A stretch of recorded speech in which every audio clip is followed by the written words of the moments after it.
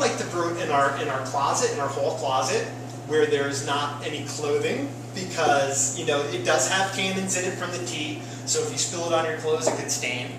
And also, if you had it in there with clothing or linens, you're going to end up with some linens that smell like they were hanging out at a brewery. So you might not like that effect. Depends on what your taste and fragrances is. But so we like to put it in a closet that would just have other goods in there and in a warm place in the house. And the warmer you can get that closet, it could be up to 90 degrees Fahrenheit. I've heard of some people putting it in a room and putting a heating mat underneath it. I don't know if I'd recommend that because it's liquid. You want to make sure you have a waterproof heating mat if you're going to do that. There's companies like GetKombucha.com that sell heating mats specifically for brewing your kombucha. And I find it's not really necessary. Even in New England, even sometimes we want to be conservative and keep the thermostat way down to like 65 or 60 or lower.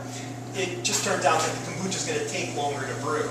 And it's easy to notice that. One of the indicators I use is I just go, open the closet every once in a while, look in there, and if I see that there's 2 cultures in there, and the closet kind of has that vinegary smell that you all might be experiencing right now. Not, let me help you out. And that's how I know pretty much that it's ready to go. And you can even take a ladle, a clean ladle, preferably wooden, or plastic, really dip it in there for a second. It's not too big a deal for this plastic. Taking some out, tasting it. And you want to taste, if you're going to do a second fermentation, you definitely want to taste a teeny bit of sweetness to it. And that's going to let you know it has some sugar in there to do its thing when it's in that second bottle and going again. And like I said, usually that's 10 to 14 days, depending on how warm or cold your brewing area is. And another thing that's recommended a lot is keeping it away from an area where there's a lot of sound and constant vibration, because it is a living thing. And I guess, like they say, if you love your food, you put your intention into your food, it's going to be that much better for you. You want to kind of view this as a living thing. You want to care for it as if, as you would like a sentient creature, and take care of it. And the more love you put into it, the better your kombucha is going to be.